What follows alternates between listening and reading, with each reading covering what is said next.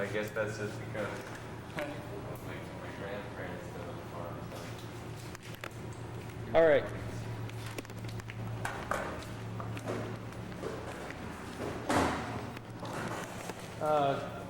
Yeah, Chris, I don't know if you want to look at this sometime, but this is like a set of posters about my project.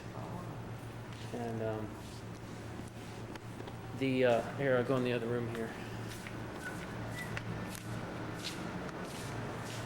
We'll start with this room. We'll start over here. Hey, Dad. Yes. Why don't you take this camera and you can you can record. It's running right now. Just keep it on his nose. Just keep it on my nose. Okay.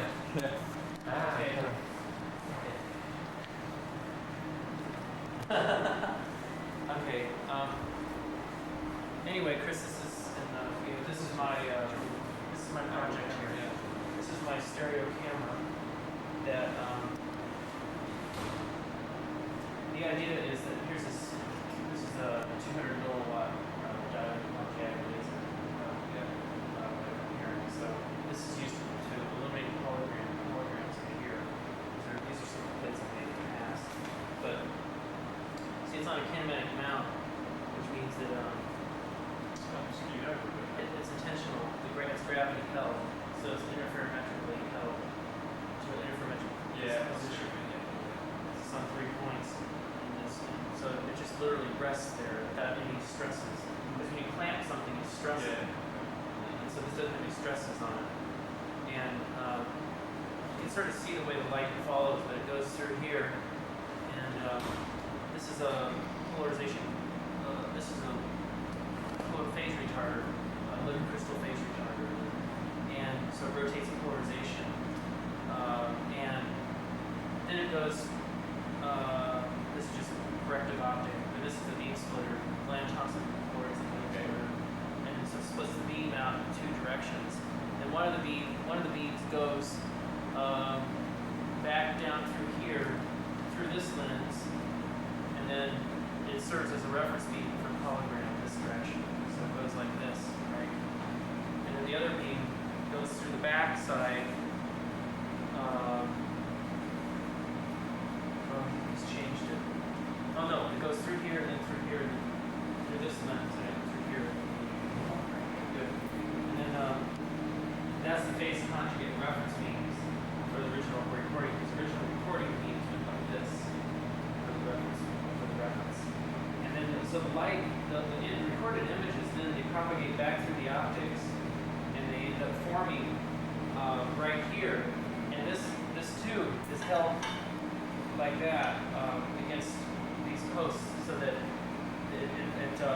holds them in place, so that then the light comes back through here and it gets the particle images of the pipe flow. This is a pipe flow measurement get formed inside this pipe. And then we have the video cameras mounted on this, and it looks into this from this side, from this direction, to get to look at the images formed there, and also in the same way they look through it in this direction to look at the images. So it gives you 2 orthogonal views of the same flow, because the images form like that. This is actually 90 degrees here. So they're forming 90-degree views on this one plate. Okay, so it's a holographic recording of images that are transmitted through the lenses and then refocused on this holographic plate. But these lenses are not special lenses. These are these are just simple lens elements. So they have severe aberrations and distortion. But because the image then phase conjugate propagates back through it, it forms undistorted back in the real pipe. And the other interesting thing is that it gives you very accurate registration of the particle images, because the images will form only when the phase conjugate reference beam is exactly the original, equal to the opposite of the original. And if you tweak it, if it's misaligned ever so slightly, the images just disappear. You don't see them at all. It's almost like in Star Trek, where you have the ships that disappear. Yeah. You know, they're cloned. What do they call them? Cloaked. Cloaked. Yeah. It's like these particle images are cloaked. You just turn ever so slightly, and all of a sudden, boom, there they are. Wow. It's really, really interesting. And so I'll put these, cover these back up. So what was the pipe? You did have a pipe coming down. Yeah. I'll show you that in the other, it's in the other room. Just when you pick it all up and move it. Yeah, this is on two things here, so we can pick this up and then just set it over there. Yeah. This is on 3 balls. This is this camera being portable. And so we'll cover that. And sort of put this on top. Of course, we have the 3-axis translation stage here. And not for long, Chris. This is the Sun workstation that we Parallel processing. yeah, the parallel processor cards are in here. Right. So there's two boxes, and anyway, so that's all part of it. So okay, this is the camera we use to look at the images. It's a 1K by 1K camera. All right. Now we go to the other room.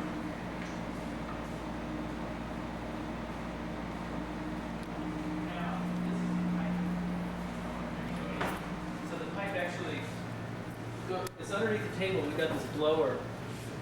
And the air circulates up through the ceiling. It goes through a graduate student's office where they can hang their coats. Yeah. Then it comes back down. So this is solid concrete. So they had to drill out these holes through the concrete Is that just to get a perfect laminar flow? to get a perfect laminar flow. Because we want to have a continuous straight path Yeah. all the way through. And then I have this glass pipe that I had specially fabricated by the chemistry shop. And it's very long, so that it also has a distance to go without having any abrupt changes in any edges on the pipe wall. And then, so the camera sits here, and it clamps up against the pipe that's here. And then we use a beam that goes, the 2 laser beams that illuminate, they come through here, and then they're directed down into the middle of this pipe, and there's a big mirror down there that's high energy mirror that deflects it back up straight through the middle of the pipe. So the light comes up like a cylinder, comes up through the middle like this, Yeah. and then that scatters. The light gets scattered 90 degrees, through the camera system, and then the 2 reference beams are then formed. They're formed right here. So the reference beams then come through from this hole and from that hole. They bounce off these 2 mirrors, which then serve to hit the hologram on this side. And so that's kind of interesting. The other thing that's important is that these mirrors are quarter wave flat mirrors, Big as well. and they're big. And these are silver coated. They're not aluminum coated. And the reason they're Why? Yeah.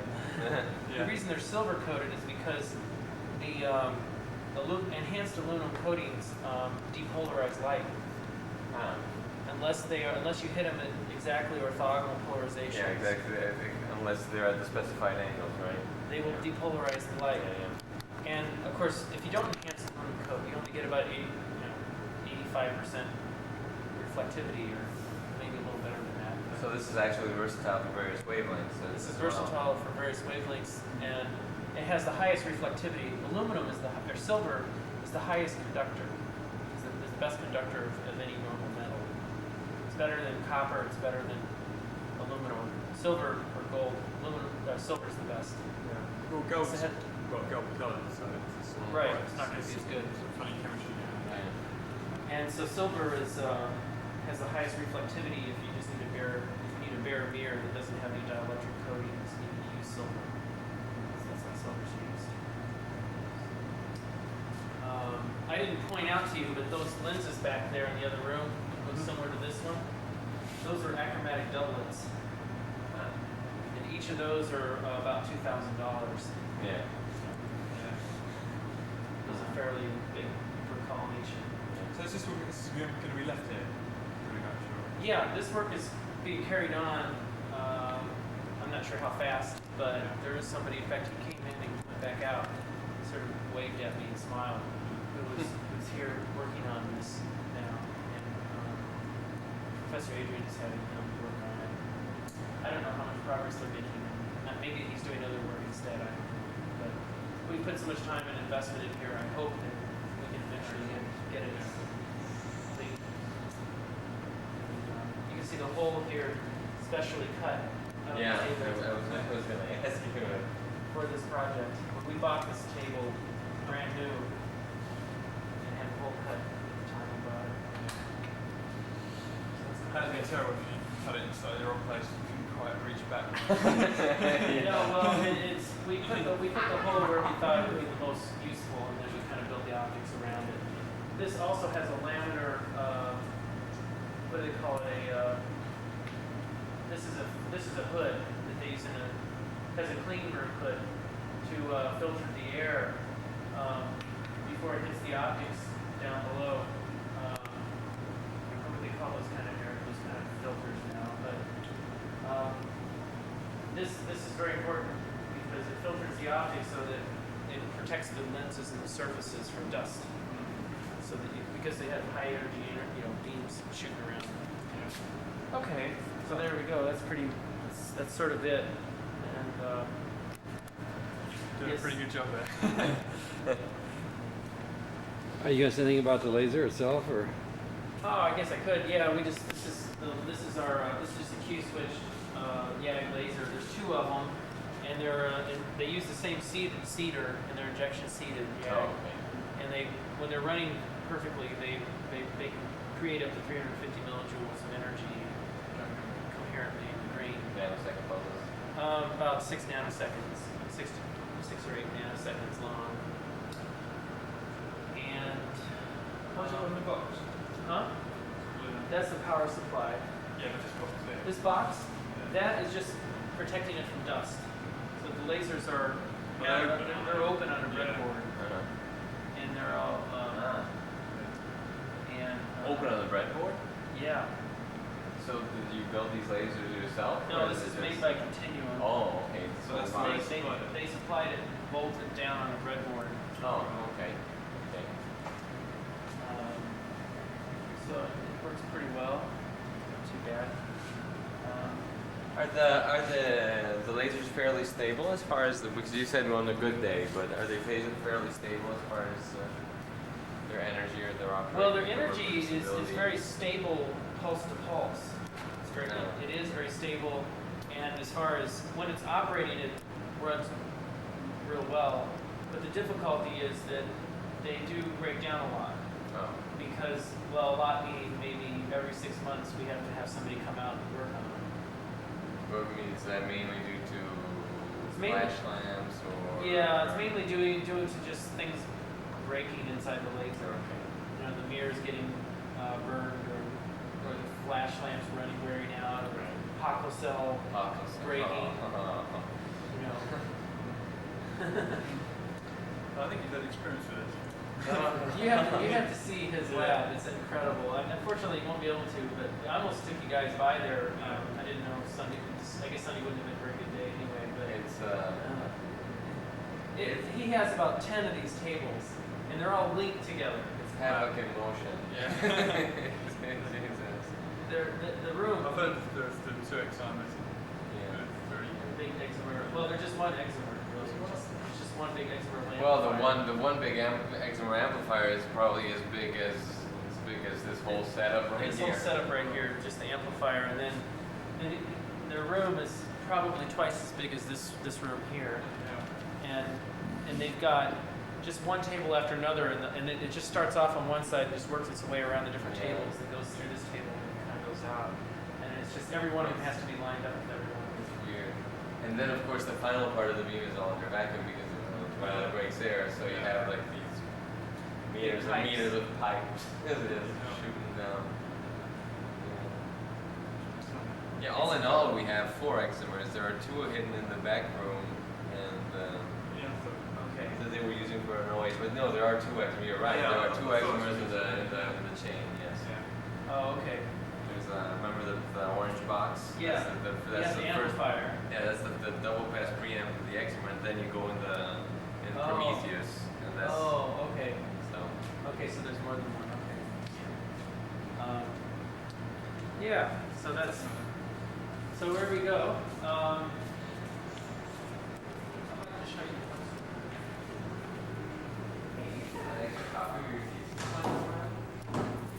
I do, but I don't know. I'll have to send it to you. Or actually, I might be able to get you one today. Actually, it's not my thesis. Oh, yeah. Or this I assume was an article or a This is a presentation I gave. It doesn't really.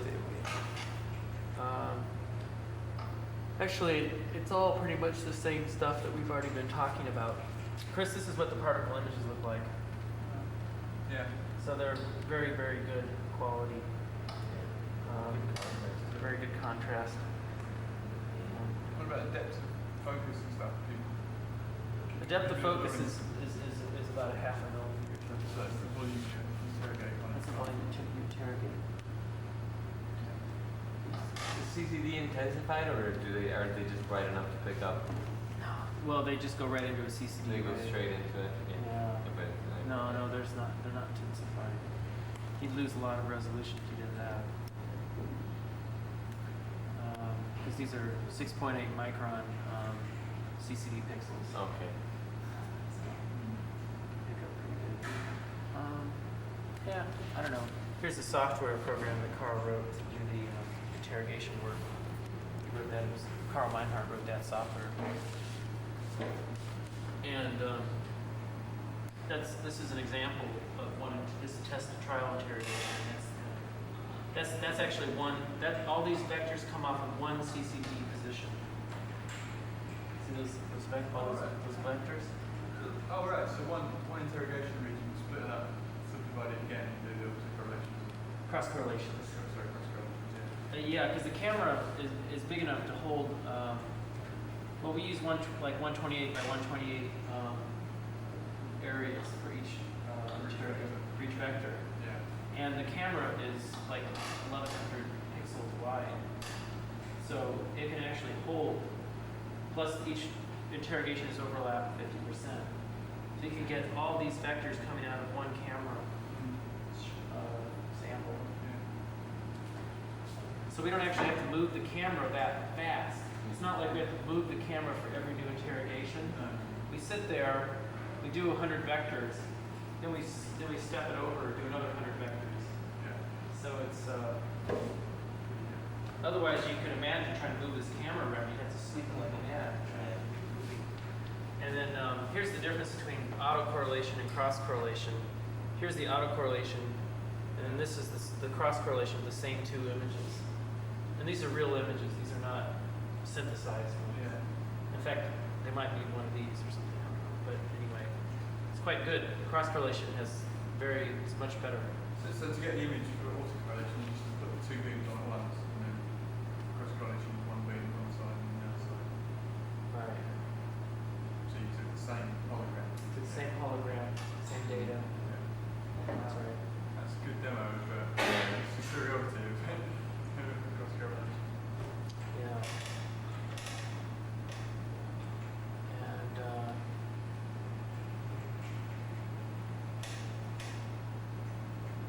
yeah.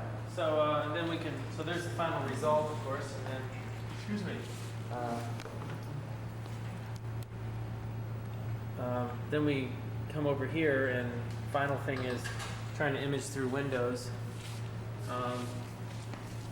This is like from preliminary work I did on imaging through windows, where I mounted a window in front of my flow, Yeah. and I did a recording of it, and then holographic recording from it, and then I play it back with the same window located in front of the camera, and this is what it looks like when you're with the window in place. And if you remove the window, take the window out, this is what you see. So by conjugating it back through the window, you it's really important to have that window there where you just don't get any images that have any real significance. Yeah. Yeah, this is the earlier camera system I had that used prisms. That's the first one I used. We still have the prisms, the big 100mm side. Okay. Well, let's. I think that's all for now here.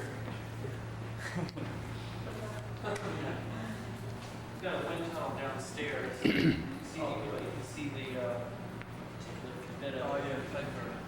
Yeah, we could. Well, I don't know if it's worth Chris having you wear it. What's down there? There's the wind tunnel. Okay. Well, let's go over. Dad, I think we're gonna quit here. Well, you want to do whatever with I'll this? take this away.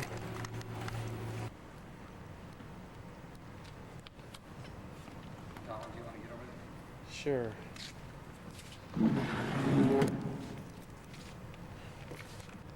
Is that what we're doing? Like that. Or is it just, press the button? Same place. Yeah, might as well. Same. Okay. Yeah. They used to have these preaching open house. I think they still do it. They bring in these are for testing concrete pillars, and they put a concrete pillar on it, and they you see this dial that goes like how many millions of pounds or whatever, and then all of a sudden, whoosh, and then it just goes like this. It's really neat to watch. You sit there. When is it going to happen? When is it going to happen?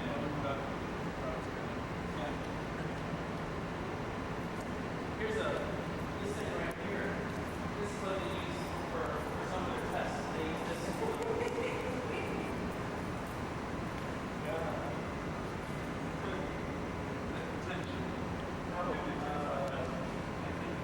Possibly.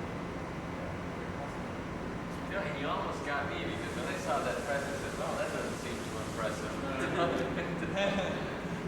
Donald, do you want to get a shot slowly upward Okay. of it?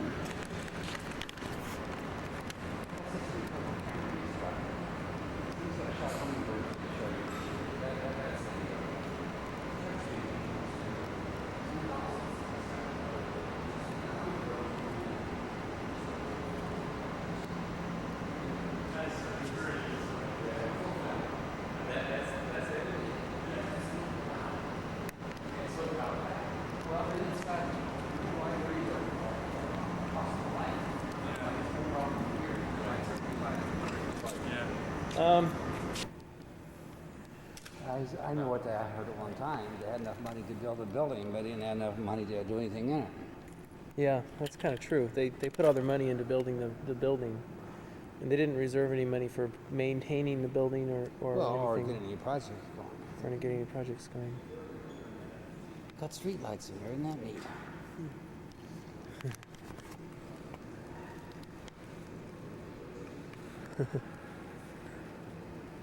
Wave of the future.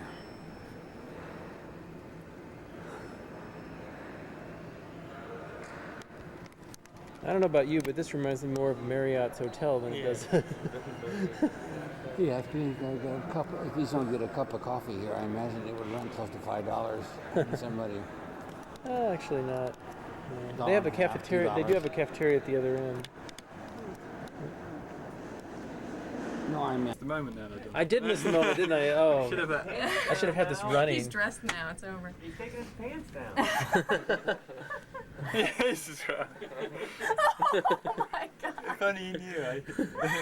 Oh, If only he knew that he was going to get a seriously. Yeah. he's going to get a phone call this evening. Yeah. Can we open the window and applaud? Yeah. Oh, what a riot.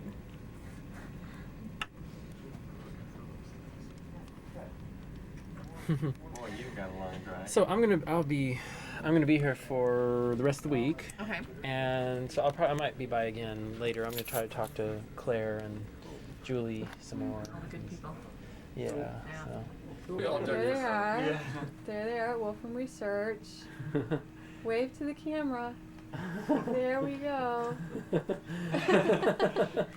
pretty cool. That's really nice. Show her how you can turn the lens though. You see it. Oh, You get the camera. cool. Yeah, the camera swivels. It doesn't differently have to from be. the The lens can be pointing anywhere. Do it up the other way so you can see yourself. But I can't because this Yeah. would be behind me then. Oh, you want me to? Do that. Whoa, there's Jane. Very good. That's Okay, incredible. Jane. It's getting better. I have been maimed. Oh my. I knew there was a mosquito, and it was after you. You know, it had your name written on it. Do you like cantaloupe? Blood. Yeah. We've got one, and I accidentally dropped it. That means we have to eat it. Damn. That's a ceremony. I'll drop it for you. You want a knife? Yeah. Yeah. Put it down. Custom. Yeah. Chop it up, man. It wasn't in the boot of the car you did it. No, I was trying to carry too many things. I ended up dropping the cantaloupe. Here's our example of how they don't treat AIDS as a disease. 2 or 3 years ago, there was a student who came to U of I. Was in a class.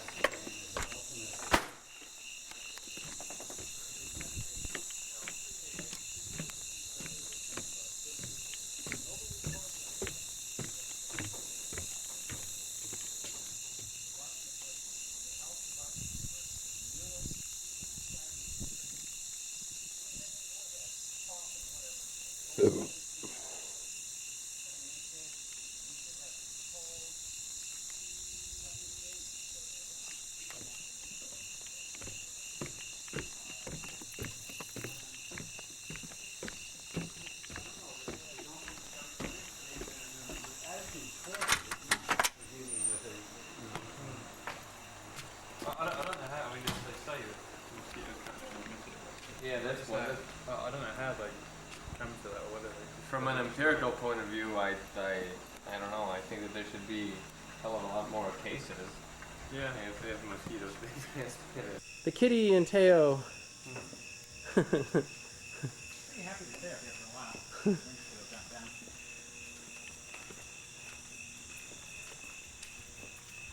All the time, wood chopping up.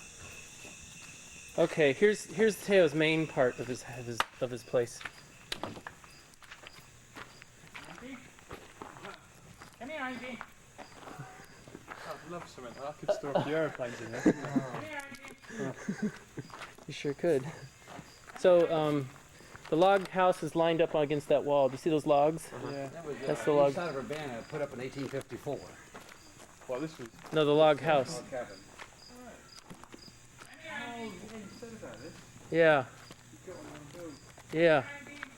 But it's burned down, isn't it? Well, the insides got burned down, but not the logs. It was a pretty good sized house. Imagine those pictures we saw. Oh, Urbana was in 1869, and this was 10 years before the university. hey, here's Teo's generator. It's over here. If you want to see. Oh, there's the other kitty. Here, Auntie. Here's the part type. Okay, he's pretty. What do you call him again, Teo? Well, he's a part Bengal wildcat. There's a Bengal leopard cat that's slightly larger than a normal cat, but not much. She's very pretty. Very loud, Notice the too. longer Well, the other 15 parts is Abyssinian, which is a very nice kind of cat, too. So, I mean, it's really basically an Abyssinian with spots and a little bit of more aggressive hunting instinct. I mean, How do these two get along? Do they? well, they didn't get along too well. Well, they got along fine for a while, then not so good, then better, then not so good. And now the dog's here. I think they've reached an agreement because, Common enemy. yeah, common enemy. Yeah. Oh, so that's the generator back Yeah, that's the generator. And Yeah, he's very vocal.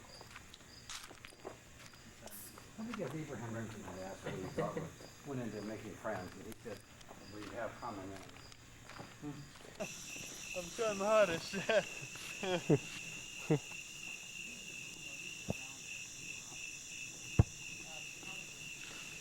So these lights are here to, you know, for parties. I can imagine. Does Ted ever need to go on holiday? 'Cause I can't imagine he does. There's just so much stuff there. Fabulous. What a great guy.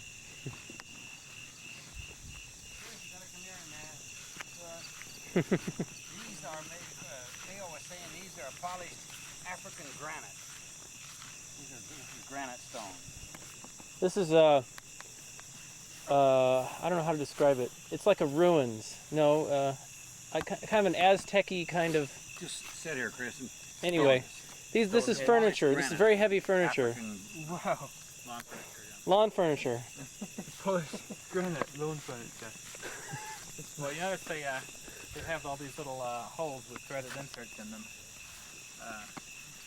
which obviously serve no current purpose. But they were these were machine mounts for hard disk polishing machines. So they basically were stable bases for very precise machines. Yeah. And they apparently were not precise enough because they junked a whole room full of them. All right. Replaced them with new polishing machines. Theo said, I know I can find a place for him. Something like that. Yeah. Well, actually, I was getting to get some stones from a stone dealer that I buy stones from, and he'd just been at an auction and bought, you know, a whole truckload of these things. He had to buy the whole lot, and he only wanted 2 or 3 of them for carving. And they were taking up, you know, he took up his whole driveway, so he sold them to me very cheap. Wow. There's a company in Champaign that manufactures hard disks. So you get, well, they manufacture the platters. They don't actually assemble them. So they do the precision machines to produce them. Yeah. Probably getting so late here, we're probably not going to be able to afford it. Come over here and you can see. Come back sometime so that we can come back. Well, you know, I bet the water is really warm. I would love. What time is it anyway? It's probably 10 o'clock or something. Yeah, it's 9. 9:50. Oh, it's a half hour before 10:30. That is.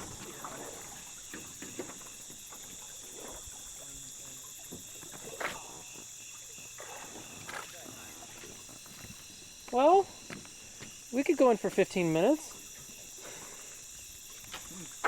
You have to drive back wet, but I don't know. Stick your foot in. okay.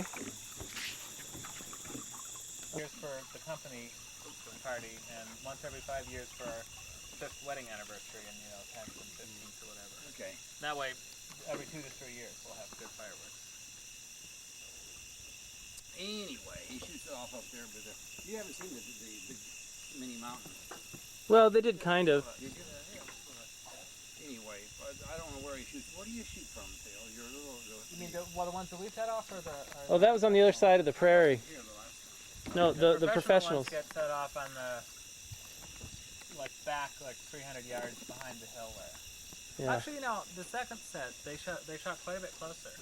I think we had only 5-inch shells at that time, and so they were probably only Kind of halfway up. 50 yards back behind the hill. I gotta check.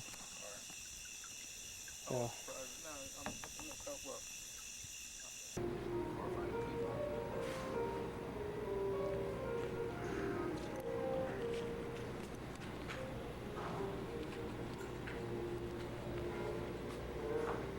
Okay. Showing us in the sunlight. Not like a regular camera, Dad. Okay, is everybody gonna smile? Barbara, say something really amazing. Oh, I don't want to say anything really. Tell me what you think of Chris. It's too early in the morning to say something. Chris, what do you think of Barbara? She's been wonderful. Yeah, I'm mother gonna miss this guy. And this one over here. Yeah. We're counting on you. We're counting on you, Chris, to keep that one out of trouble, and vice Oh, versa. in England, yeah. Well, it's, Yeah. he's been close to it at times.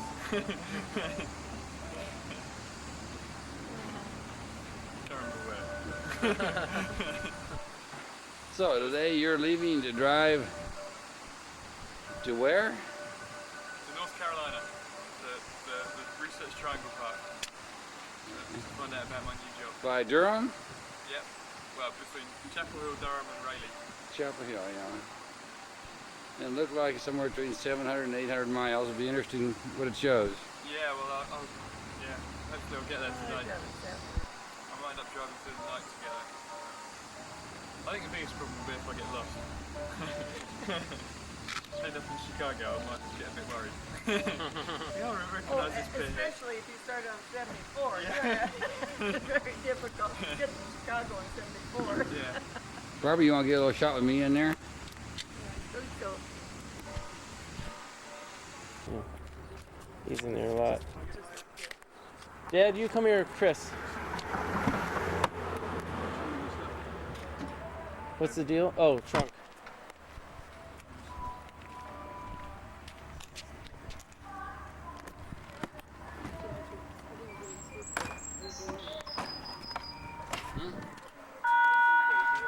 Go get it.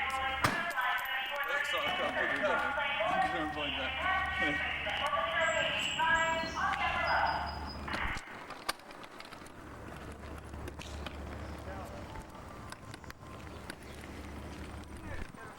I've got a Florida license plate, yeah? you're heading it back towards Florida. Yeah. So none of the pictures Well, Chris, Barbara took. no, none of the pictures Barbara took came. Oh, right, okay, so we've got to do Sorry. I've never had the camera. Here's, oh,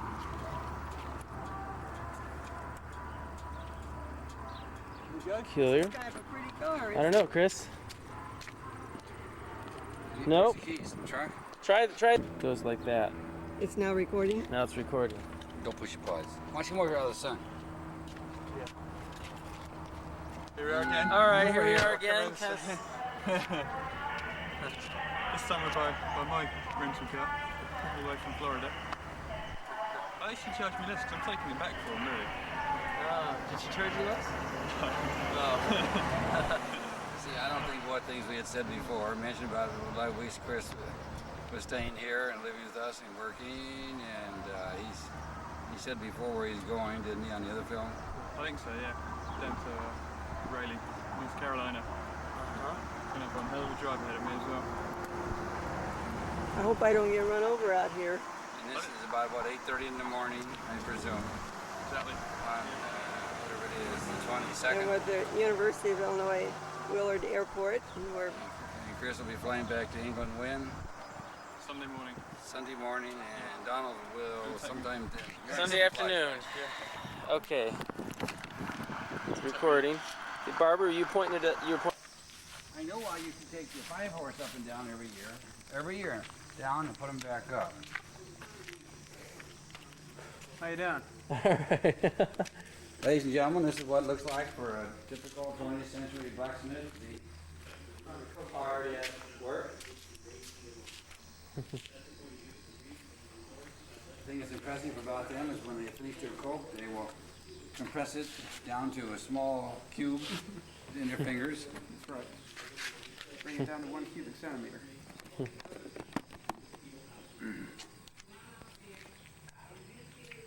You know, my tummy hasn't felt good since I had breakfast this morning. Really? What do you have for breakfast? What'd you have for I breakfast? had a walnut and banana pancake. You shouldn't have had the walnut. I had some sweet corn for breakfast. I told you I'm on a sweet corn diet right now. Yeah. Did you go down and Yeah. try that? Yeah, we did. Wasn't that delicious corn? Oh, yeah, it was great. No, we had a good time.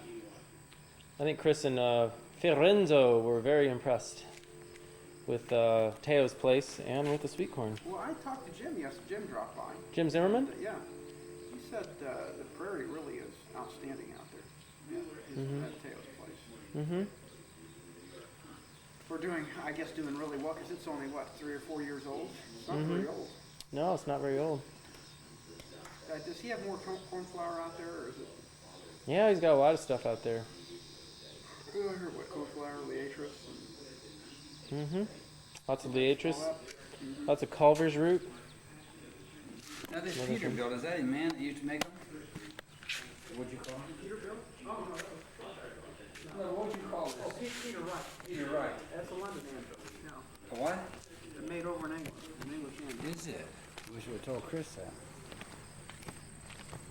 Oh, it's London, you said? I think, yeah, it's what they Yeah. call One over an there. English handle. And, Supposed to be one of the most high quality, isn't it? Yeah. very high quality. I mean, it was, yeah, probably one of the better anvils made. You know, there were some companies, I guess, stateside that made some good anvils too. But a lot of stuff used to come from Europe before we started making it here. In fact, Joby seems to think that big one might be a Peter Wright, although we can't find any markings on it. It seems to have the overall shape. You've seen his drill over there, haven't you? His drill Yeah. radio drill. That sucker's. That can do a few things. You see how big the bits are for them? Yeah, I got a bit that'll go up to like 1 inch and 3/16. Wow.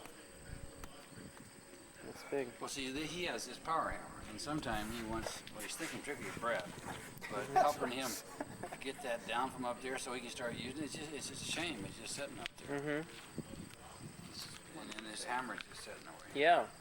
But he has this notion that he's afraid of falling or something. I don't know what the deal is. Maybe he's just lazy. You know, it's, part of it is having a little hammer already set up. I mean, not that that's an excuse not to go on because there's nothing left to do on this. I painted it. Well, you know, that little wiring box on that sucker is probably this big square or something like that with on the west side where they put wires into it. Yeah. Well, actually, you know, it won't be that hard getting it down. Getting it up might be more a problem than getting it down. Well, when you just jump with it in your hands, just be sure that it lights first and, and you on top of it. One day the guys were painting here from the painters from Tennessee, and the crew were black. And one of those guys, I came over here and he was sitting over here, against the wall, back against the wall, and I said, "What's the matter?" And he said, "I was walking on the wet paint up there and I fell off the bench." I mean, they never were going to have him checked, or he was from Tennessee. You know, they were never going to have him look see a doctor. And he just sitting over here. And now you knows what that did to his body. Yeah. And he didn't expect to be treated any better either, I guess.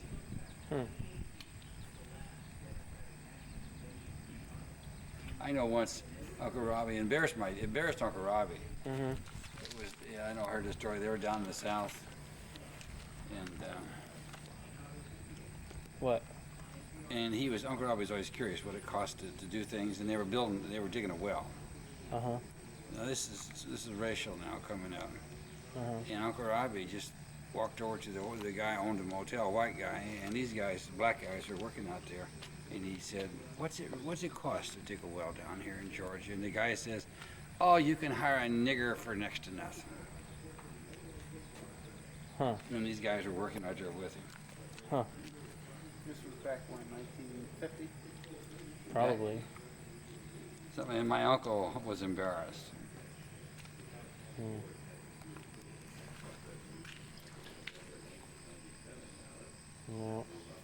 Oh, they all seem to. Something very fast. Hey guys. Hi Don. Say hi William. Forget it, I'm looking at the fan. I'm busy. Oh, there he is. He's looking now. He's curious. He wants to reach out and grab it. He wants to reach out and dirty your lens. What things are in your life, Peter? Sorry? What are you doing? Well, I'm working out at Searle. I'm doing some acoustics programming. I'm helping the Army comply with the Endangered Species Act by helping them calculate all the noise they make when they have military training exercises. I'm serious. It's a job, and it won't last forever. I'm on the job market. I'm looking for more permanent work. And other than that, and being a dad, there isn't room for much else right now. This guy keeps us pretty busy, and when I get home from work at night, Lisa wants me to take him off her hands. So I'm trying to get back into a hobby or two. Would you guys be interested in a sundial custom designed for this location? Well, I don't know. I hear Dean and you talking about it. I didn't know that Dean was interested in it.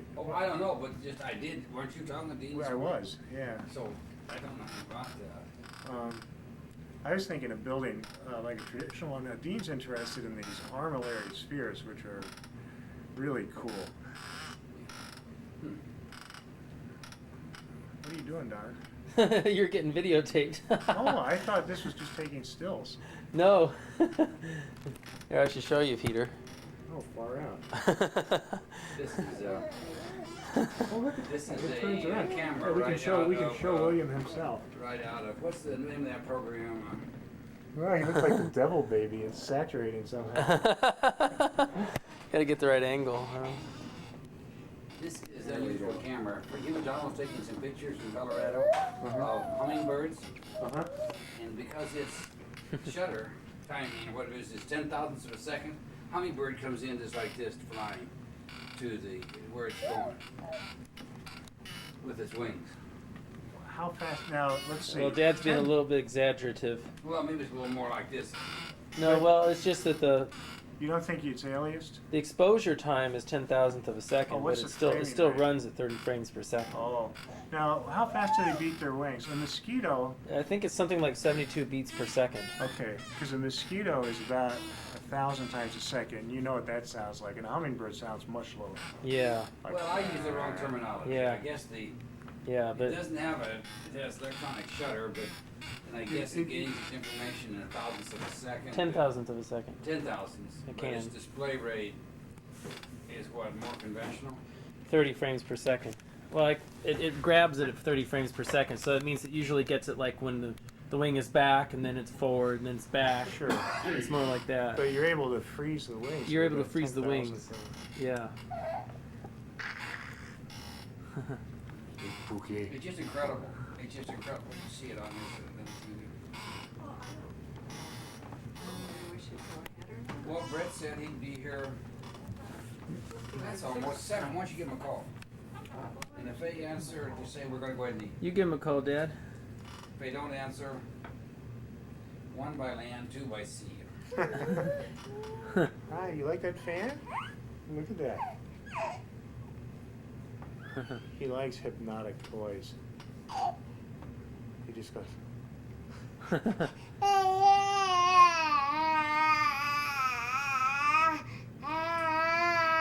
You getting the sound too? Oh boy. In stereo. No. I taught him how to babble recently. He kept going, ah. He wasn't unhappy, he was just making noise. Well, it got annoying.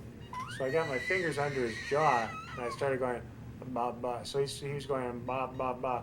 Within 5 minutes, he was doing it by himself. Ba ba ba ba ba. So you like being a father? Oh, I love it. I've always looked forward to it. I've expected, being a father has been part of my self-image in some sense since I was like 5 years old. I always expected to be a dad someday. I didn't think I'd wait this long, but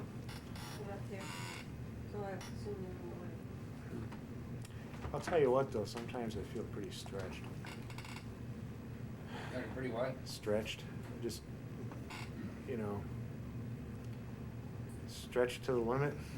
I've heard of that. Wait till you have 2 or 3 of them, but then you'll be insane. What do you have? How many of you were there, Don? 5? 6. 6? Well, I think Mom lost her sanity about halfway the thing through. of it is, parent gets better at what they do. Or worse, or maybe worse at what they do. I don't. Parents change. They have to survive. Yeah. You know, I remember the cartoon once we had on having children, and this first cartoon, they had a little baby, and this neighbor had a big dog come running in. They said, oh, they almost fainted. Get that dog out of here. Oh, my heavens. And the next picture, the mother is very calmly visiting with a neighbor, and it just shows the second child being dragged around the yard by his diaper with a big dog. And she looked out and says, I don't know what I would do without that big dog to entertain our child. And you showed him dragging him around the courthouse in his teeth with his diaper. And the mother obviously changed. Yep. You know how it is with pacifiers. When it's the first kid, the kid spits out its pacifier on the floor, and you you boil it before you give it back to him. Second kid, the kid drops its pacifier on the floor. You pop it in your mouth to clean it. The third kid, you pop it in the dog's mouth to clean it. I knew a woman one time. She had a little girl, and when we'd go out to eat, and that little girl would be hungry, and she'd look around down at the table at McDonald's and find an old piece of potato chip or something, and she'd just be eating off the floor, French fries, just stuff she'd found that people had spilled on the floor. And I remarked about it, and she said, oh, for several months she ate soap every day. And I figured she'd eventually get tired of it. She believed in a child really Is that Sherry? Exploring, no, Vanessa. Oh, Vanessa. She really believed in a child exploring the environment. Where we would just put all kinds of taboos and say, don't you know you eat that off the floor, it's going to make them sick? It didn't. It didn't. Yeah, there are very few things that'll make And she you just sick. didn't get but hyper about the environment. Yeah. Here comes Brett. Does Vanessa have a child? Sylvia, yeah. Oh. Yeah. Wow. Are you talking, Willie? Are you talking, Willie? Ba ba ba ba. Ba ba ba. Have you ba. read these articles about children that when they are born, they, by their babble, will duplicate essentially all of the essential sounds of all languages all over the earth? And then by reinforcement, we have them forget the Chinese, the Russian. But they see, because that child could have been born in Russia. That child is ready for it. You're not. Yeah. The child is. Yeah. Could have been Chinese. Yeah. And it will, by its repertoire of mouth sounds, will actually dabble around in most of the language forms on Earth. I read that once. And it's only by exclusion that the child eventually. Hi, Hey. Brett. How you doing? Good to see you. Well, Bridget's asleep, everybody. Dad, so keep your voices down. Oh, I haven't talked to you since we talked on Prairie Net that time. Yeah. Oh, that's right. This is our little guy William. Wow. 7 months. He's Wow. now a little older. Yeah, 9-month-old. She's on her way in. She's sacked out. Is she going to sleep downstairs or here? How old's William? 7 months. Should we go in the kitchen and she can stay right here? The food's ready in here. Sure. That might be good. Let me go in here, down here. You might want to move your shoes down. Okay. Watch the fan, Willie. Make sure it doesn't go away. Go along with this. Yeah, he wasn't really looking, he's looking over here. He's done looking at him. Get these two. Oh my word, you can I just take it. Hey, thank you. Here, let's get your mouth cleaned off. Oh, that's part of the charm. Now see, a camera can just take semi-dark or bright or... Yeah, he wanted to do fine. He was getting tired of being handled and needed a pants change and So that's you know, why you everything. just hold it just like that. Mm-hmm. And you're looking See, down this can tilt. Mm-hmm. at the picture. See, he sees the picture. Oh, And isn't then that this lens amazing? can just tilt any over. Yeah, there he is. There's the man. Or he can turn it back to his own self and get a picture of himself on it. Isn't that terrific? See, it flips upside. When you flip this over, the image flips to match. See, it's the right side up. Yeah, I flip it over here, it flips the other way. it's smart. Now what if you do it halfway? You do it halfway, at some point it just toggles. Sure, it Is has a that right? gravity So sensor you, or something. are you An just, angle, can you, probably. You're just taking it and you're just walking around like Yeah. that. It's not bothering any. No. That is terrific, isn't it? Yeah. Oh, how close can you get to? Well, you want another cookie? Oh, you can get close. I wouldn't get too close to these youngins though, because they might just take their finger and go. Yeah, a foot. Might take a foot and knock it out of your hand. Well, this, my she's wanting another cookie. Oh, thank you. We better do You haven't been able to get her to eat anything. Now she's had to eat you so. No, I haven't given her any cookies since you've been there, so this You're is her priming first the pump. cookie. It's her first cookie. You got any crickets in your house, Jerry? I did, what? Any crickets in your house at all? I had one, I heard it yesterday. Barbara We got did. a lot. Barbara. And you know that wolf just just froze, and just Really? like he was looking a long ways away, and she just went into a. She sounded is exactly like incredible. She is Incredible with her wolf call. Not loud, just sounded like it was a long ways away. Really? And that wolf just tuned into that. This creature's eyes got great big and its ears went up like You this. could just see it, listen carefully to her. Ah. And it's only about just 3 feet apart. And I thought, How's that? wow. Is How's that that pick legal? go again, Barbara? Is that legal to have that wolf like that as a pet then? I don't think you're supposed to, are you? In that I don't know. They told us that Georgetown was became a town That's a silver when plume. Silver Plume. Well, I don't know about Georgetown, I guess, but yeah, this was Silver Plume when it was a territory. There wasn't any state existing, so they under the old territory law, Oh, really? and they got a lot of different This is apparently Georgetown, laws Colorado? than the, Georgetown is allowed to sell opium if they want. That's Silver Plume, isn't it? No, it's Georgetown. Is that They were because they were Colorado? formed under the old when it was Indian territory. And they still under the same legislature as when it was originally. So I started. really don't know. I really don't Oh, know. my word. I know you got to get a permit normally to have a wild animal. Yeah. Oh, really? Yeah. Because yeah, they said that, yeah, the bronze bell, they use bronze for good high quality church bells, and those are much harder than brass. They're almost like a crystal, and it's very, very easy to crack them. If you ring them from the inside, they don't crack, but if you hit them on the outside, they'll crack very, very quickly or very easily. And Well, the church, the bell that we're using downtown Urbana courthouse mhm. is hit from the outside. Is it? Yeah, and it was too, I think. Uh-huh. But we are hitting it from the outside. I didn't know that. The bells over here, I think, I forget now what the bells over here are Hmm. in, Oh, alt geld. whether they're struck from the inside or not. They must be from the inside. Yeah. Took the kids up there to see it one time. Yeah. And they said that anyway, the high quality bells are always made with bronze, Mm-hmm. and you buy brass bells, but those are not musical. You never find a musical brass bell. They're little clock They're bells. they're never tuned. Brass bells are never tuned. They're inferior. And they but this bell founder, they have a sort of a big milling machine, or it's kind of a big lathe really. It's still got the old leather belts powering it and everything. Oh my God. And they set the bell on the lathe upside down. They have this point that they turn, and they use it to tune it. They carve out the metal out of the inside, and they ring it, and they try to get rid of. They sort of adjust the harmonics. And so they want to have certain harmonics, and I think they look at the first 5 harmonics of the bell to get make sure that it's all in tune with itself.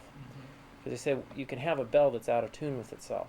Oh, these, I think all the elk bells are screwed up. Are they? Yes. One of the things was to just go back and get them tuned, you know? Yeah. To get them so that they were, So it's not just the fact that they have bad music on played on them. no, they have a limited number of tunes they can play. They wanted to expand the number of them. But they also wanted to fix them so they could get the decent quality notes out. McShane and Maryland, I think, made those. McShane Oh. Bell Foundry. Okay. I think their problem might have been tuning. The one in downtown Urbana was made in 1900 in Cincinnati. 1900 in Cincinnati. Cincinnati Bell Foundry. Oh. So what's that? One of those electronic things? Electronic pictures? No, this is a video camera. Oh, it's a video camera. It's been running all this time. Just while I turned it on. Mm. Yeah, I keep kicking myself for not getting some tapes of you, Bruce. Oh. Yeah, not much sense in that though. Oh, the genuine article will last a long time. Let's hope. Yeah, I know, but still. Well. In fact, you had a story about your brother, and you're talking about how he would, all the wacky things he did when you were talking to Amy. And I was wishing that I had that on tape, because it's such a good story. every time I go to Silver Creek, I think of it because that clock is there. And Oh. he used to have that clock just totally in tow. You know, he would change He changed it around. the ringing and cut the bells off, and the principal would come after him. I can't prove it to you, but I know you're the only one that could do it. Now go fix it. I'll be out of the office for 15 minutes. Yeah. And My brother never say anything. Never a word. He'd never say it. He wouldn't even tell me until years later. He wouldn't talk to the principal about it. He never admitted. We did get into the pie room in the home ec section of the school on Pie Day. yeah. That we all went in together after practice. After Yeah. basketball practice. Ate the pies. He ate the pies. Pie Day, he knew when Pie Day was. He knew when there were several things that they made, and they'd cool down overnight and be back the next morning to kind of judge them and so on. He knew when those days were. They had a full-fledged home ec department, home economics department, where women learned to cook in high school. And they cooked in the school. Well, you could smell what they were cooking. So he would be. He pieced all the rooms. Amazing. And Yeah. so you guys ate the pies before they got judged or after they got judged? Before. That's what really upset them enormously. But again, they know that John would have the key. But you could never prove it, and he'd never say anything. They'd accuse him, and he'd just look at them like, what's wrong with you? And then you're talking about the telephones and how he would. Oh yes. Called home one time. I was a senior in college. I called home and couldn't get our house, my uncle's house, my grandmother's house, or my aunt's. They were all out. Yeah. The phones were. And it never occurred to me that it was John, but the phone guy comes to town answering these complaints because people in that section of town would go somewhere else and call in the trouble. It was on a Sunday. The man comes to fix the phones. He doesn't even go to the central office to see what's wrong. He just comes to our house. And he said, Miss Hannon, is your son John here? Is John here? And she said, why no, he's gone. Well, would you mind if I looked at some of the latest works? I think something's hooked up wrong. And sure enough, John would have gotten into it and did something and then just left it and took off. And this fellow I told you about from California, Yeah. from California, he would come by and they'd take off. He'd just leave it there, and it was shorting out the phone system some way. They made a little computer out of the innards of a pinball machine. Something that would add and subtract and multiply and divide in another kit. Made a frequency generator. When he found out that the jukebox in the new jukebox system in the cafe in Ivesdale was controlled over the house wiring. Right. By sending different frequencies over the wire. That was a brand new thing when we were little, and he found that out, and he went home and made a frequency generator, which he then took down and plugged into the socket underneath one of the booth tables of the booth, and sat there with this thing in a sack and tweaked out different frequencies. He never stayed long enough to figure out what frequency went with what tunes, but he could start anything at will and stop anything at will. Just what you started, you couldn't control. Oh. You know, you'd start up a tune, but it was obviously some frequency. But Oh, so it was just a way of triggering the machine to turn on and off. he would set it on a frequency and then hit this button, and it would it drew on the house current and sent the signal out over the house current. Right. By frequency. Oh. And he could send the signal out once he got it set, but he didn't know what that meant to the jukebox. Yeah. It meant play such and such a song, but what song? stuff. So you could hear a lot of different songs, most of which you wouldn't be interested in. But it was fun. Yeah, internal. We had intercom, telephone amplification. He was careless. He sent out 110 volts over the single wire system, telephone system we had, and wired up it made the switchboard where the lady at the town that ran the switchboard was. And she'd call up my dad and say, Walter, I can't touch the switchboard without getting shocked. And she said, you know, this is going to kill me one of these days. I'm just too old for this. I can't take this anymore. So he'd come home and give my brother an album. And then the phone would ring, and he'd turn to my brother and say, is it hooked up? My father understood plumbing, I think, and that was about it. He didn't understand anything about electricity. But my brother sure did. Well, anyway. And he's working in Ohio or something? He is out in Missouri now. Missouri? He owns his own machine shop. Well, he designs and builds machines. And these machines are used for mass producing other special items. Okay. So every time he does it, it's a one-off machine. He's never going to make big money out of that because the machines he makes are too specialized. Okay. But he has fun doing it, and it certainly keeps him busy. Yeah. They're electromechanical devices, and that's what he was always playing with. Right. When he was little. Well, it sounds like he's found something he likes then. Yeah, Okay. quite complicated things. Yep. Well, I guess I better get going, Donald.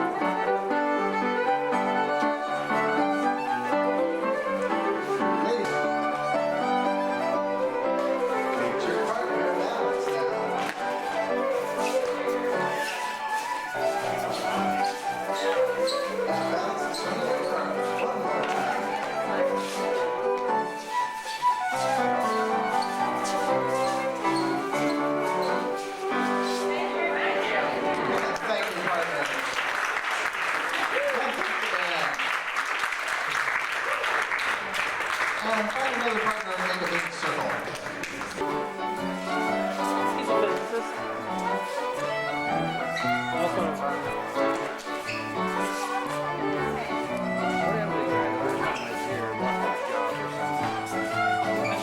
Yeah, right there. Swing your arm. Right there. Rights and lefts. And chain.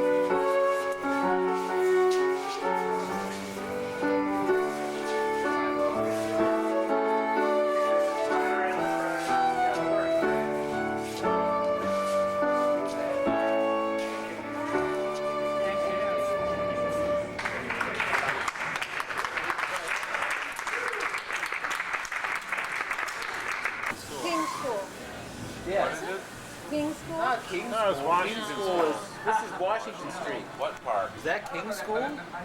I thought King School was north. King is north. This is on Washington, east of town. Well, we don't know the name of the school. I don't know the name of the school. But anyhow, what's going on? Ah. I see. That's what's going on. Is that an intentional effect? An intentional effect. What? What? Getting posterization, it looks very weird. Oh, okay. Oh, there. you gotta get the right angle. Oh, okay. Oh, if it's the right angle, it actually looks like something? Yes, it does. Rather than a negative? What the hell is that? Steve Martin. What the hell is that thing? I thought that was your Midwestern accent. Hi, Mom. Right. Okay, no. Hi, Liz. Yeah, where's Liz tonight? Liz was there. She never comes. Liz and Jan were there. Jan. Well, the flowers have gone away, so they're not quite as colorful now.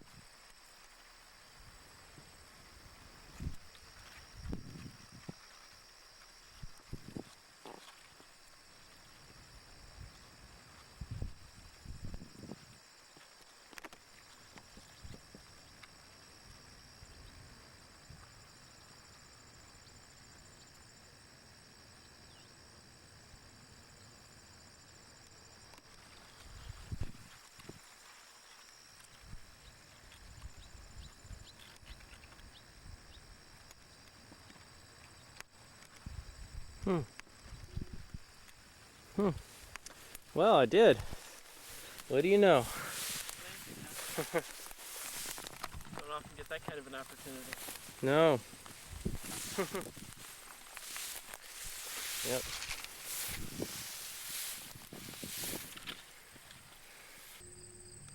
Where are they? Here they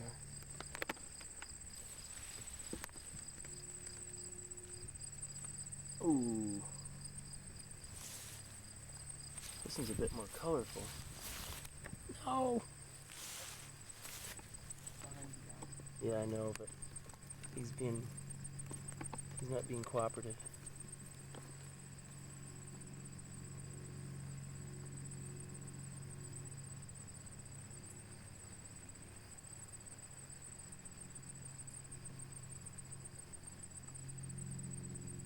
This one seems kind of broken down. He seems like he's had some bad luck. Yeah, I think you're right about 5 feet on total. Oh. And this guy's he's more wary.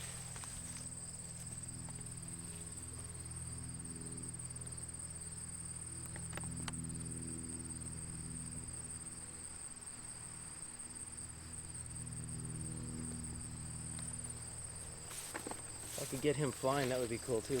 Oh well. Yeah. You can see all the Canadian wild rye there. And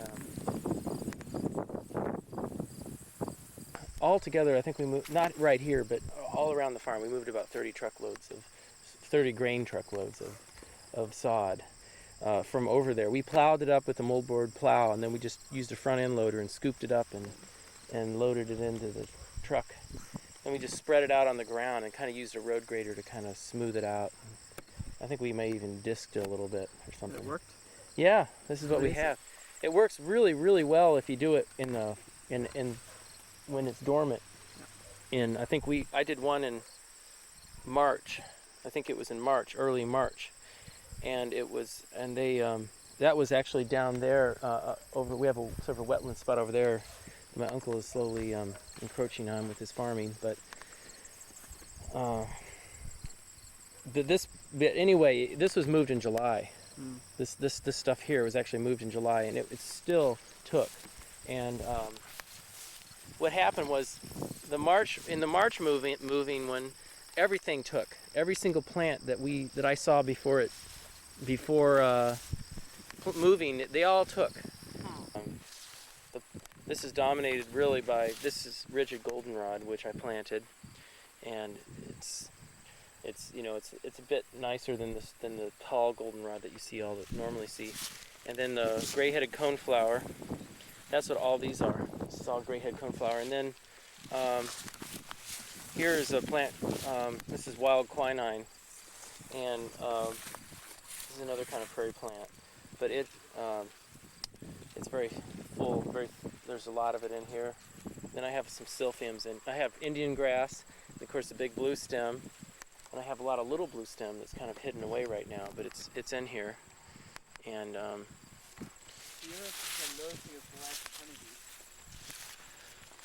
yeah, we had a bunch of hives out here from the university, about 10 of them on the other side there, and they got some kind of disease this year, and they had to exterminate most of them.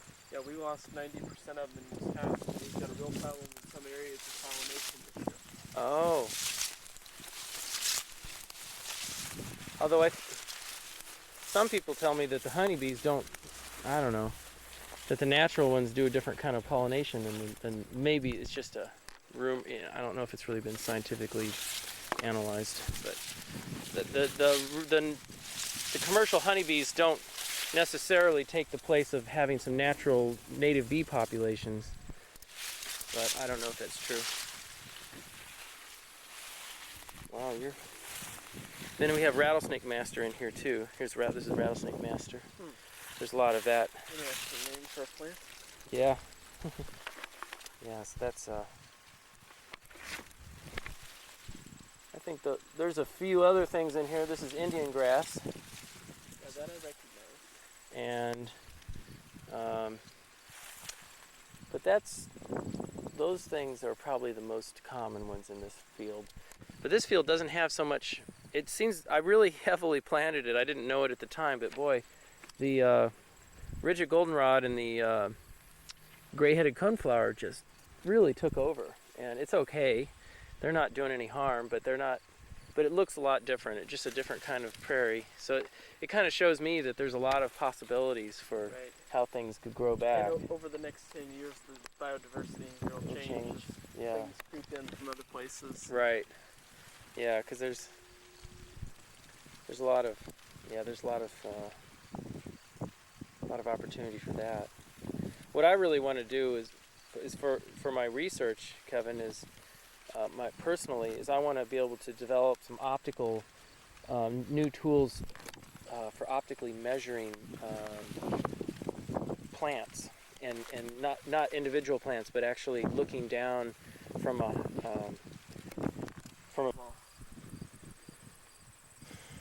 and you can see this is switchgrass here. You can see that growing. That's so all the plants here were so I'll zoom in on them from back here. Come on, focus. Apparently my focus won't work that far away. Ah.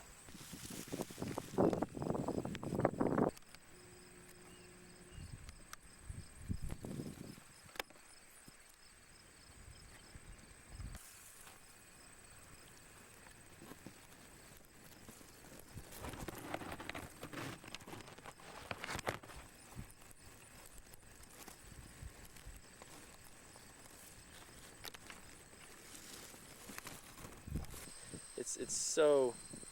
Now, what type of milkweed do we have growing in here? That's called dogbane, and it's Is that conventional dogbane or hemp dogbane? Gee, I didn't know there was a difference. Hemp is a fairly voracious spreader. Okay. Likes Well. untilled areas. Well, anyway, I was just talking with Bruce Hannon yesterday at lunchtime, and Ready? Okay, Brent, no, let's get another toy. So, Doug, it's not going to work. I can't fix it until I get another toy. Hand it to me. What? Can't you just take it out of his mouth? No, she won't let go, and She? we have to get her to give it up. Because we don't want her to wrestle with it. Brandy! Brandy! Come! Good girl. Brandy, sit. Sit. Good girl. Leave it. She's been until we're training school, right? Brandy, sit. Brandy, leave it. Brandy, leave it. See, this is just not good. Put it on. Brandy, sit. Brandy, sit. Sit. Sit. Down. Brandy, sit. Brandy, sit. Down. She's confused. Get that toy away. There's so many toys here. It's confusing. Well, Okay, Brandy. What do you want me to do? Take that away from her. Don't let her take it. Don't let her get it. Give her a treat. Okay, Brandy. Switch her. Hey, Brandy. Brandy. Hand it to me. Good girl. Good girl. No. We can do it without holding your collar. Okay, Brandy. Heel. Heel. Sit. Stay. Good girl. Good Brandy. Good stay. Good stay. Good stay. Mark. Brandy, stay. Brandy, stay. Come here. oh. Too late. She can do it. She can stay on when you're throwing on land, but she's so excited. Well, she's been doing very well this morning. It's just too much confusion on all these excited.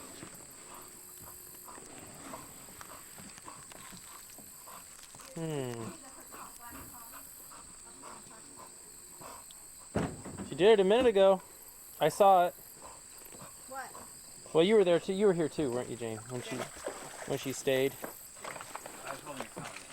Were you? Here, Brandy. Oh. Here, Brandy. Hand it to me. Good girl. Good girl. She'll just eat the treat.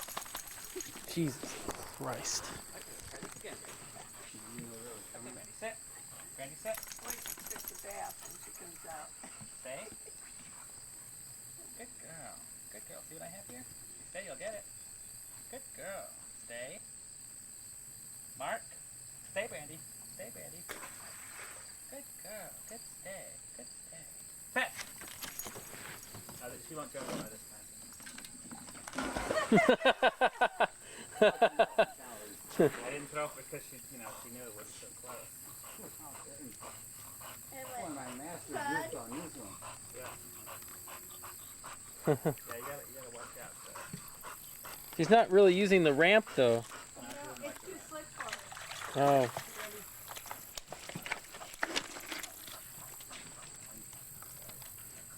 Yeah, she looks Hand it to me. a little bit tired on that one, I think.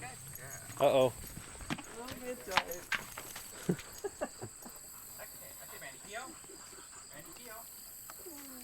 Sit. Good girl. Why don't you try one where you don't follow her, but let her just run. Put your you ready? hands out the end and let her just run into it. Jesus, I'm getting awful tired. Mark, stay, Brandy. Brandy, stay. Good girl. Good stay. Okay, I'm ready. Don't move Good stay. Fetch.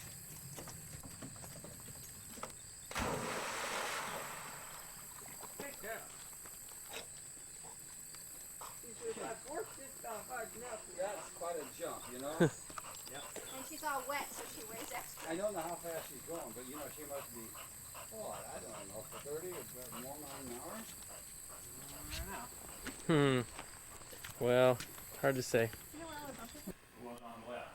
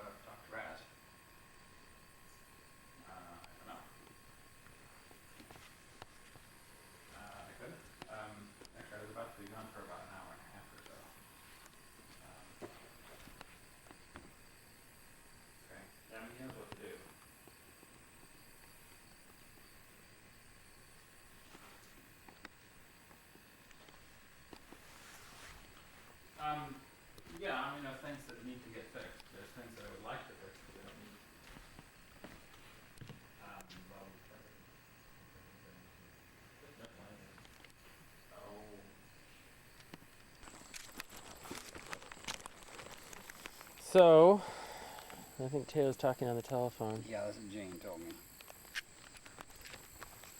Get a telephoto shot of the eagles on top of the shed up there. Yeah.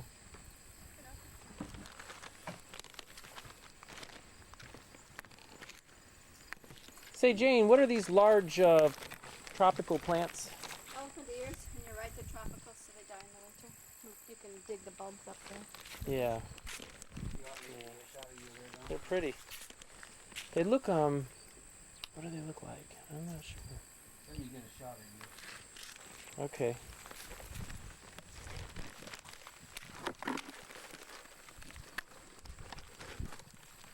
Here, still running. Oh, okay, I didn't know where you wanted to be. You wanted to be with the elephant ears, or Well, it's not a portrait. yeah. How about run jumping off like a dog did?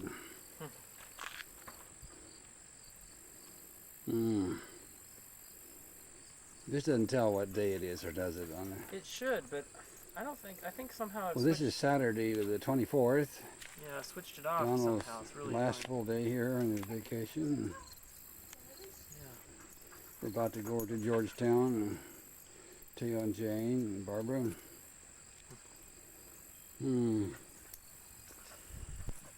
Well, Jane, I went to the contra dance last night. It's like the last... Let me get a shot of you and Jane are talking. Oh, stop it. The last. Turn it off. I mentioned to Teo and Jane about going maybe after walking around here a little bit, going over to the Forest Glen, but also Teo hasn't had much lunch, and I'm getting kind of hungry again. So is the restaurant? We could go. Westville, I know. We could go to Westville and get something there. Sure could. Yeah. Hey, these are pretty nice big trees, aren't they? Maple. Yeah, that's. Yeah.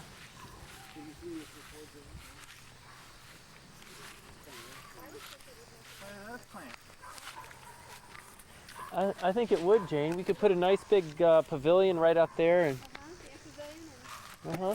then have tents, have water, and then have, just. I'm not very good at this stuff, but some of these buildings don't really look like they're in good shape. In a garden, that's why I've got my dirty Oh, that's clothes okay. over there on the swing. Oh. Okay. Wonder what they're doing. Let me find. We have a little garden back on Father's Head. I'm one of the fathers here. Okay. We have two fathers here. Father Gabriel, he went from ministry, Bhutan, plus to help out in Sacred Heart Church in Indiana. And I go help out tomorrow. Well, North Arm here, that's about 10 miles before Paris. You know where Paris is? There's a mission church to St. Mary's in Paris. And I'll have the Mass at 7:30 at North Arm. And we have two brothers. One brother, Peter, lives in this house. this is Father Ted. I'm Father Ted, one of the lost fathers. We have only two fathers here. And two brothers. One brother is studying. He wants to go on to the priesthood. I had an operation on a vocal cord, so my voice is... I have to go in Thursday for a second operation. Oh my. So I don't know what's gonna... Oh dear. I hope the Lord will be good to me, let me preach yet. I hope so. But I can still manage to have a homily. Well, this was a Nazarene place once. There's a church across the highway there, Church of the Nazarene. Are you Catholic? No. No. Are you? What Christian? What group do you belong to? Methodist and Presbyterian, I guess. Okay, so you're not Catholic. No. Well, that church across the street is what they call the Church of the Nazarene. And once upon a time, we bought this place in '43 after the war in Poland. After Hitler invaded Poland, 1939. And the Nazarenes were here, I don't know how many years before that. There was a building there on this side of our new chapel that burned down. That chapel was built by us. This was their building. This was their house. This was their gymnasium. And that building over there, it's a kind of a hall with about 12 rooms downstairs, 12 rooms upstairs. When we were students, we lived there, we studied there with our director and that. And You have to watch your arm. That was in the 40s? yeah, well, we bought this in 43, and that's when our history started. So the Nazarenes sold this place to us because there was a priest after Hitler invaded Poland. The Polish fathers in Poland, the Lost Let fathers, were looking to establish a seminary here in the United States. So Father Mike Kalbuch came and he approached the Bishop of Peoria. This is our diocese, Peoria Diocese. And he said, well, this place is sold by the Nazarenes. They want to sell it. And supposedly we got it for $25,000 then. We also own those 3 houses on that side. 1, 2, 3. And there's a house north of this corner house. And there's behind this little cornfield, there's a yellow house there. It's called St. Joseph's house. And then we have a 150-acre farm over there. It extends way from around here, from there, around there, and it goes up to the north of that little Olivet district there. And when we were students, we had farms, we had pigs and cattle, and we had chickens. We had a seminary here, a training school for boys who were studying for the priesthood or wanted to join the religious order, the Lost Let Fathers. Since then, we don't have individual places like that, novitiates, where we prepare the boys who are going to join the order. They have a year of novitiate. It was in that yellow house north of this corner house. We don't have those individually in provinces because we have 4 Lost Let provinces, St. Louis. Ours is situated in Milwaukee, Wisconsin. By that I mean the headquarters. And then we have 2 provinces out east in Massachusetts and Connecticut. Now we send our boys who, anyone comes wants to study for the priesthood or join the religious community of the Lost Let Fathers, they go to what we call the interprovincial novitiate and then scholasticate, the training in philosophy and theology onto ordination. And now we are selling this place in '96. I can't help but, I don't know, I think of the history. I think of the incredible activity that has occurred here. Oh yeah, And, this was a buzz. It's just such a deep sadness just to come in here and think of it. That's right. I was one of the early boys that came here. I was born in LaSalle, Illinois. Where are you from? I'm from North Champaign, Urbana. Oh yeah, well you know where LaSalle is, around Sure. Oglesby Brew. Sure. That's where I was born. A lot of our boys came from Chicago. Father Gabriel, who is with me here, he's the director of the retreats. But now this retreat center, you saw the sign there by the highways, Lost Let Retreat Center. This is being transferred to Twin Lakes, Wisconsin. We have a property there and a house there. So we're putting all our eggs in that basket over there. But we can't find a buyer for this. Do you know of anyone who wants to buy it? I just wished it could be something would happen with his future that would preserve its past, whatever, it's just,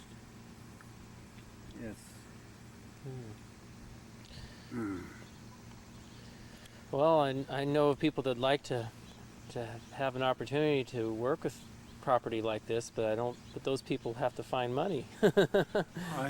Well, we had a fellow here across the street. His name was Toth. He wanted to establish a place for, well, he was like, what would you call him?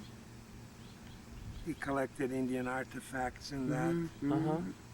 and he wanted to buy the Berlhalter Funeral Home, I think, in Danville, but he didn't have enough money. He wanted to buy this place too. And about a year ago, he lived across the highway there. His wife is still living there. He committed suicide. Oh dear. Yeah.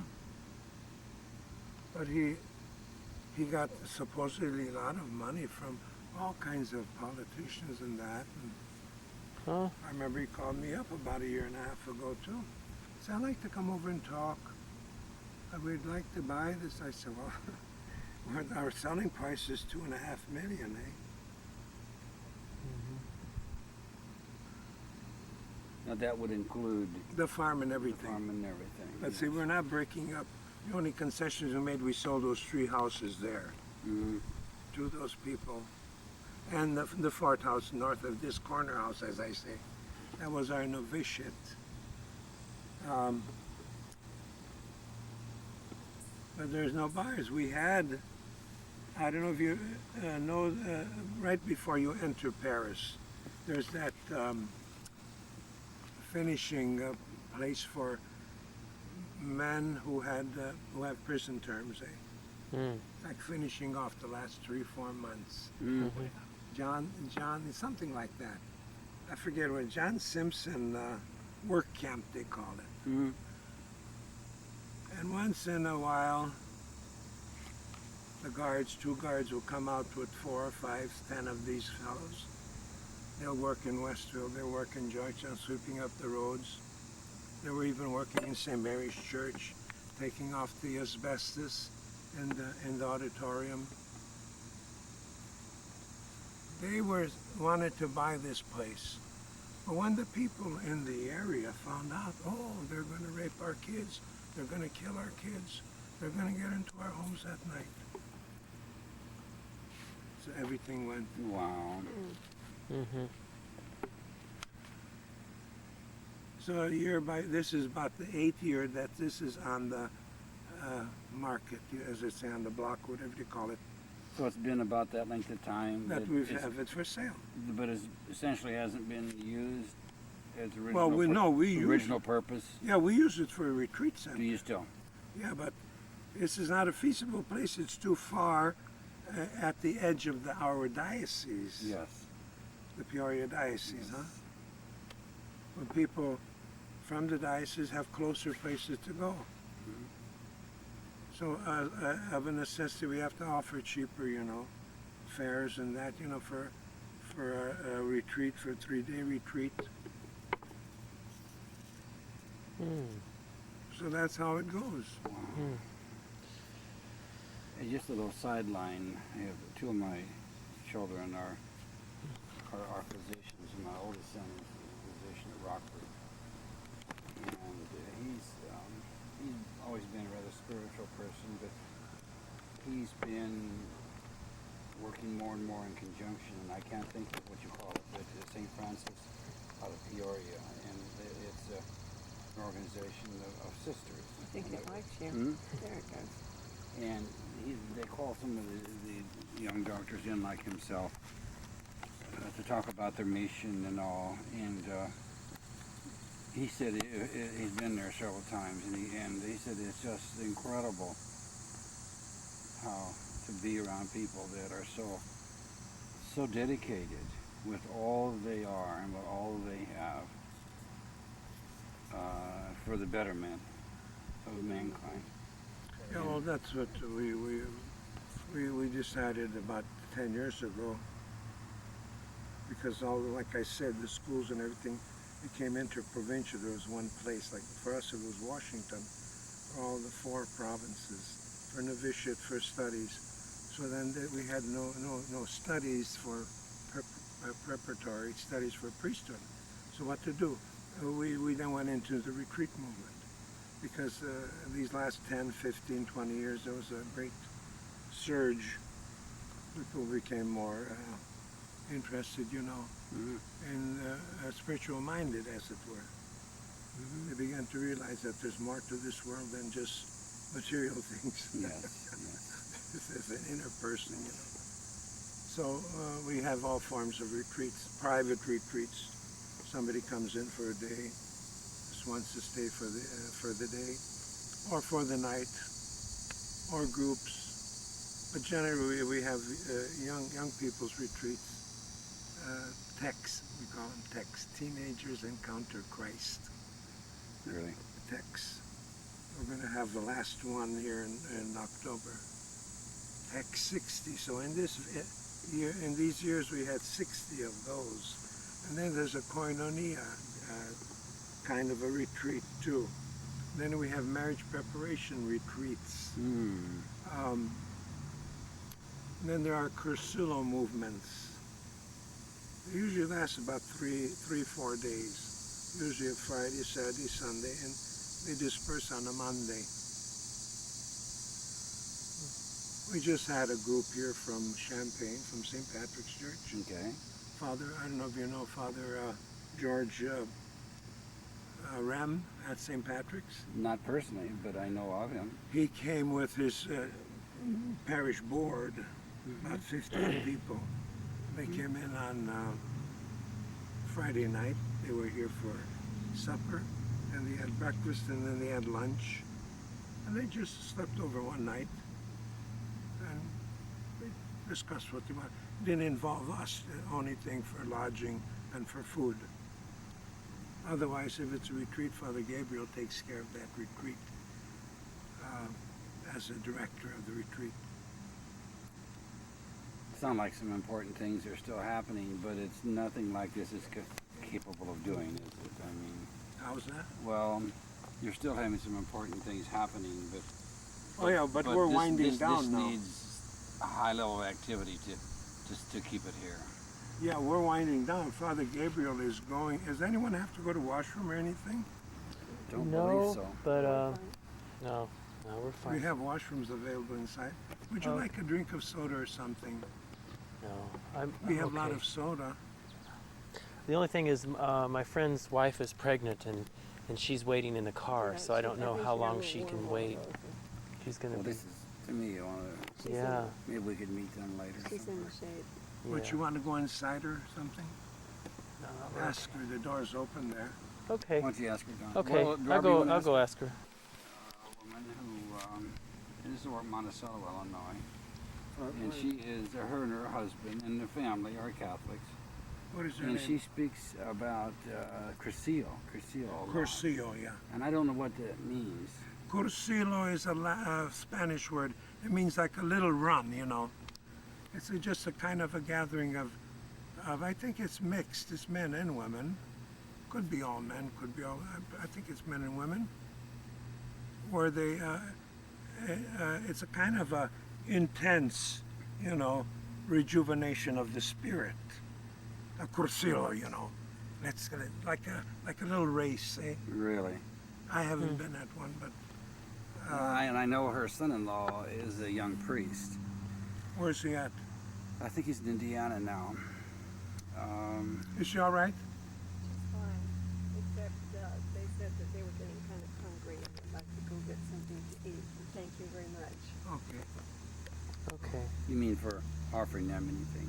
Yeah. This is just, that's an honor, and so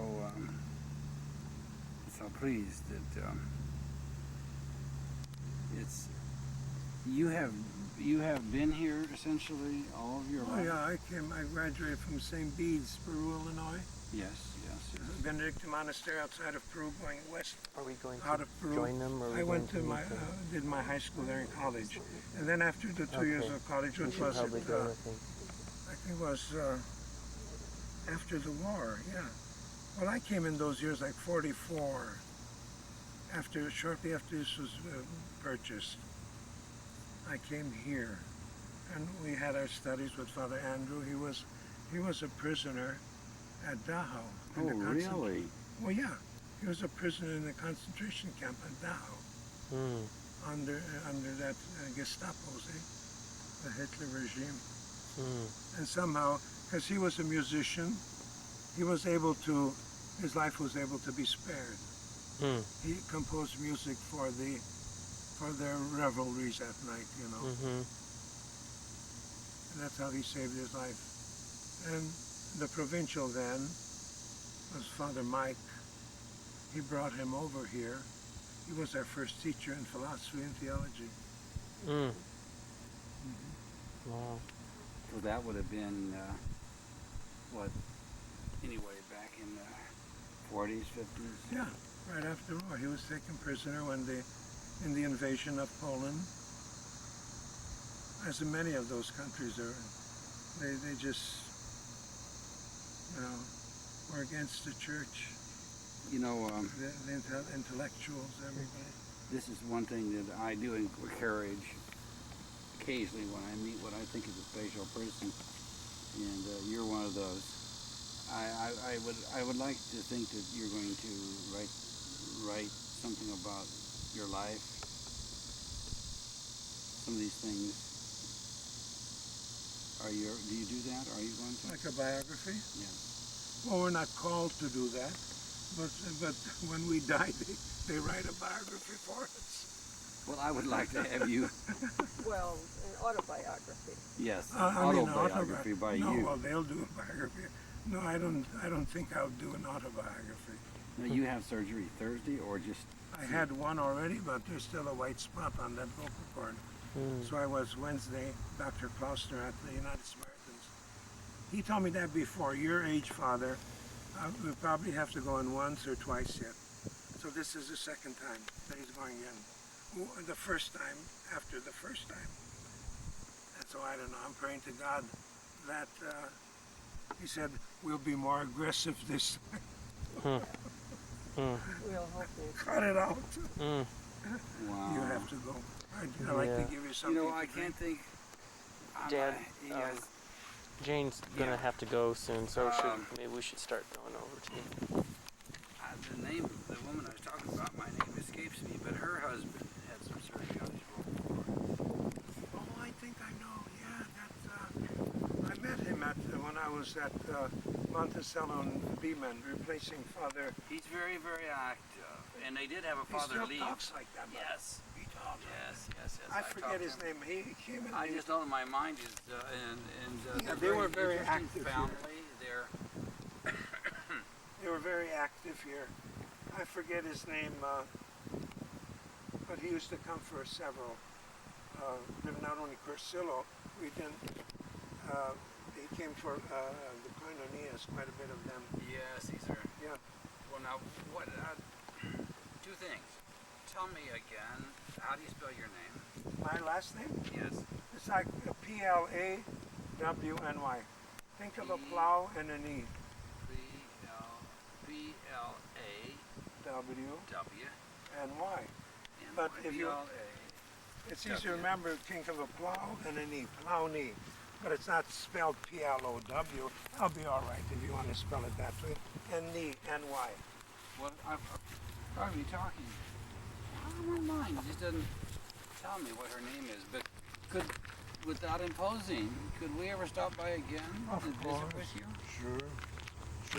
You have such an interesting knowledge in history and so dedicated a person. Thank you. I've got a video camera. This is a video camera. Thank you. How much would it cost to have a copy? Oh well, nothing. If my dad could probably get one to you. Sure. Yeah. I'd be glad to. Next time you I'm come looking down. forward to not being in such a hurry. Okay, thanks. God bless you all. If we could just stop back here, how could we? No harm. No harm. But how could I find you again? Well, just come to the kitchen. Okay. Ask for Father Ted. Okay. Father Ted. Yeah. Nice meeting you. Okay, I give the blessing to the future mom. Oh my. Cicada came. No, that's all right. You don't have to get up. May the blessing of God Almighty, Father, Son, and Holy Spirit descend upon you and your baby. Remain with you forever and ever. Amen. I hope that it's healthy. It has all its fingernails and toenails and everything. Brains. God bless you. Thank See you all. Goodbye.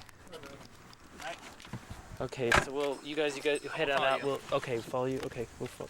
We'll follow you. All right.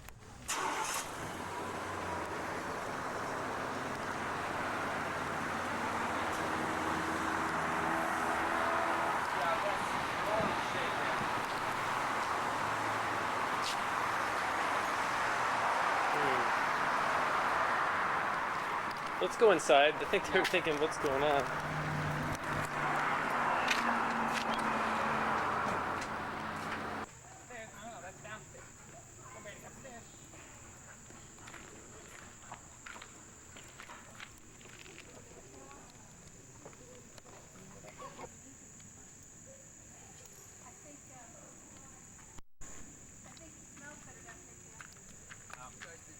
Huh. Yeah. This should be fun.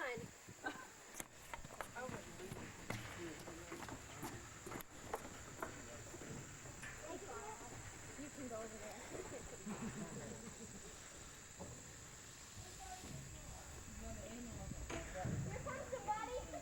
I enjoy the view, but it's too high up.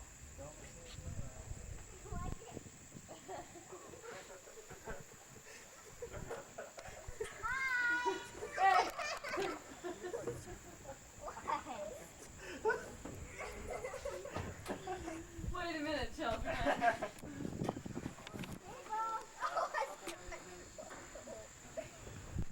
Hi, doggy.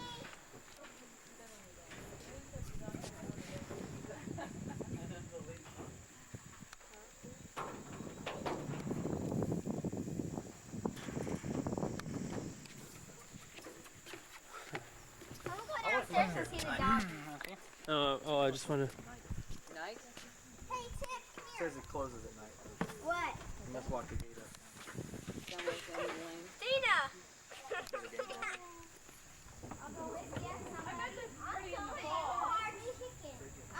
You should feel me shaking. God. We're going to see the puppy.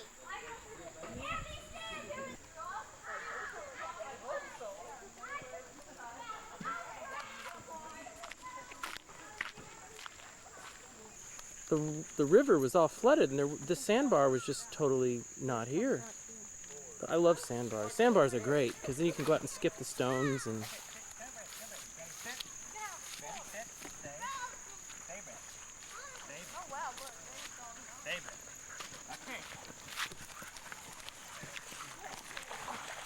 All right. Hey, looks like somebody. Trying to take somebody else into the river.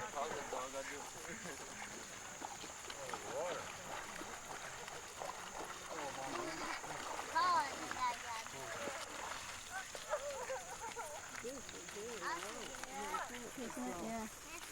We might not be able to take a canoe trip in a week. Is that part of the plan, Has Barbara? it got any rain over this direction? Doesn't look it does. Well, of course, It might take they a could have while. had rain here. What feeds into it. Boy, How old is that little baby down there? 4 months. 4 months. It's big for 4 months. Let's go that way. not only is my battery dying, but my tape's ending. Did I tell you something? Tape ending, battery dying. It's pretty though.